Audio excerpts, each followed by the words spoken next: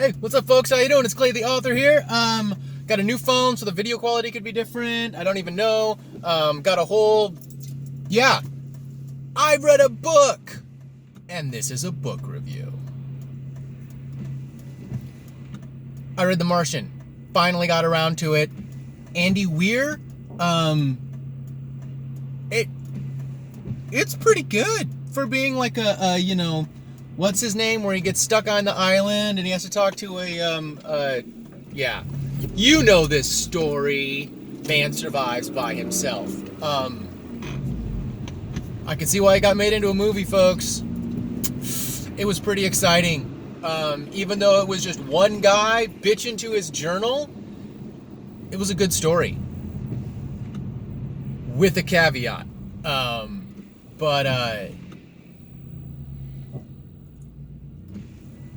So, I watched this, I can't remember where, because I watch too much YouTube, but I watched this video about,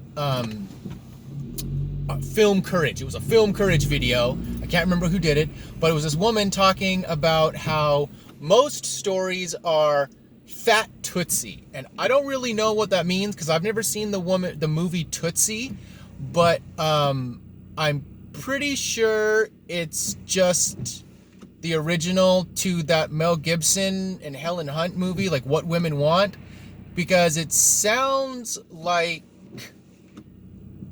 it's a movie where a guy has to dress like a woman Tootsie in order to get a part in a movie because he's an out-of-work actor, and the growth arc is a man learning not to treat women like crap.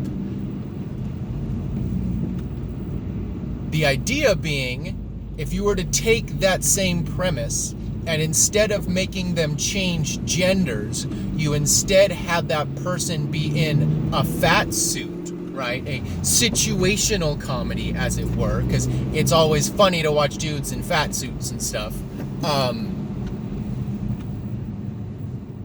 That apparently is what most stories are. And when you put the character in the fat suit, if he's not changing gender, if he's not, it's really hard for you to learn those kind of lessons, right? Then you've got sort of a, yeah, it's weird, right? Go watch Film Courage. Check it out. Go follow those Film Courage people. Subscribe to them. They're awesome. Even if you're an author and you do that stuff and you don't like movies because you're crazy, watch Film Courage. Great stuff about writing scripts, screenplays, and if you care about visual storytelling, right, like I do, I love comics, so good.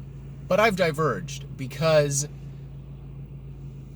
bringing it back, I don't want to say it, but I'm going to.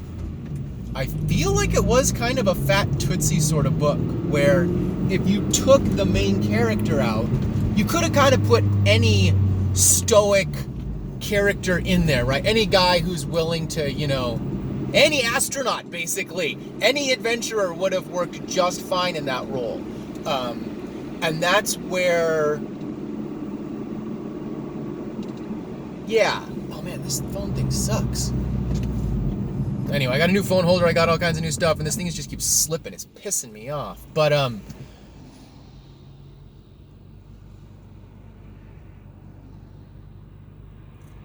I liked the book.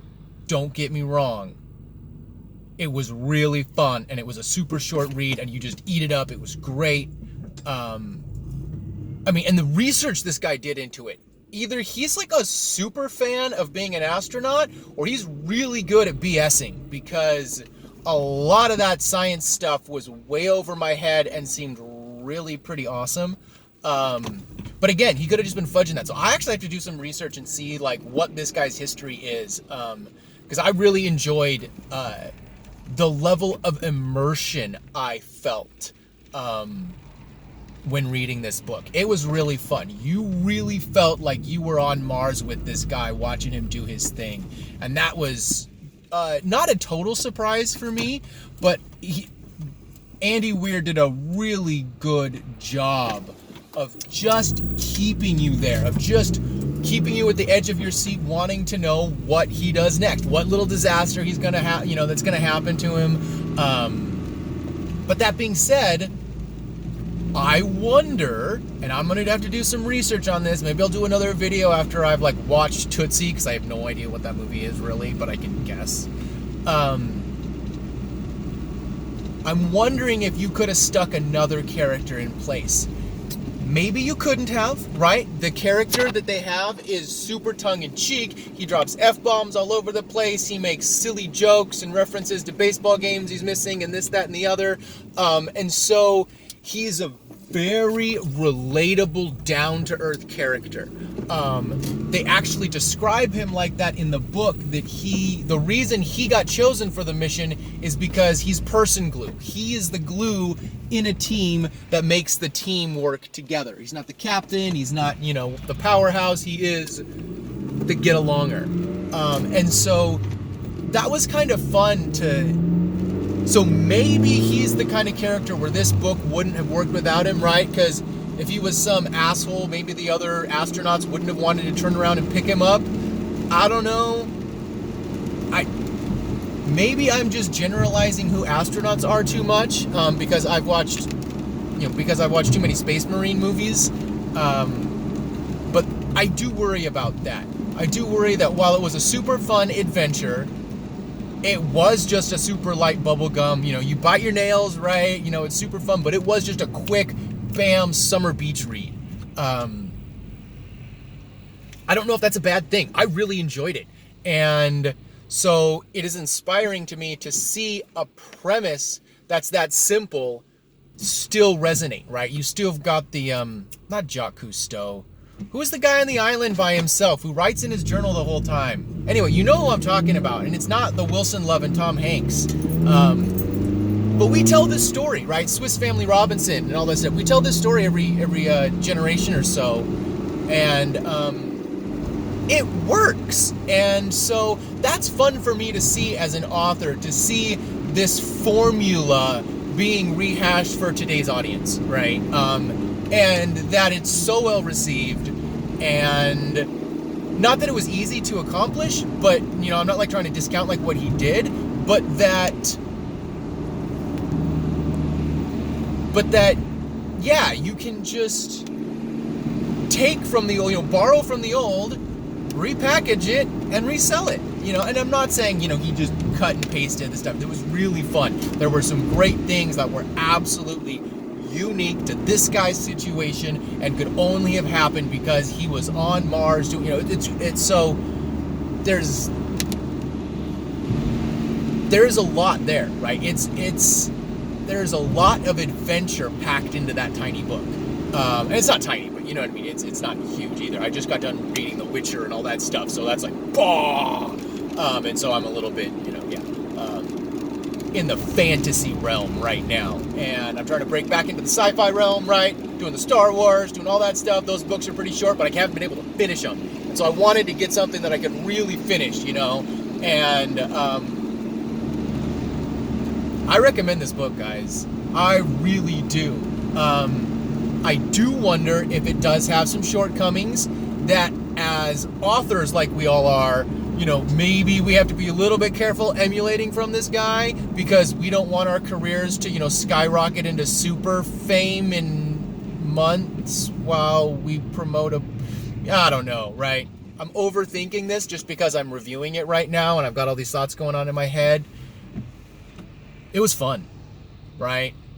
He has a great attitude the whole time about it, and that's actually kind of inspirational. It's really interesting. Yeah, he's got a great attitude about being stranded and left to die by his crewmates. And it just says something about life. And so maybe, maybe I'm wrong. Maybe he's not Fat Tootsie, right? Maybe maybe somebody else would not have been able to do that and would have just taken the morphine and off themselves right then and there because they're a giver-upper. I don't see that happening with astronauts, right? But, maybe Armageddon and Bruce Willis ruined my idea of what astronauts actually are capable of and do. Maybe I just expect them all to just do that. Cowboy up, right? So, anyway, that book, The Martian, Andy Weir, check it out. I really liked it. It's good. It's light. It's got some scenes in it, you know, where you're absolutely biting your nails, but this isn't like, you know, a horror book. This isn't, you know, this is an adventure book. It's an adventure book all the way. And I love those. I really do like those. And so I'm not really into, like, you know, pseudo-current, barely future stuff. Normally I like my stuff to be way future or way past, you know, really get away from what we're doing now. But this was good. I'm really glad I got it. It was super inspirational, and I would recommend it to you folks. All right, that's it. Long review. It's like 10 minutes almost, and that's way too long for a book review because it should only be like half this long. Anyway, maybe I'll edit it down to be shorter. That'd be good. All right, like, comment, subscribe. Thanks for watching, folks. See you later.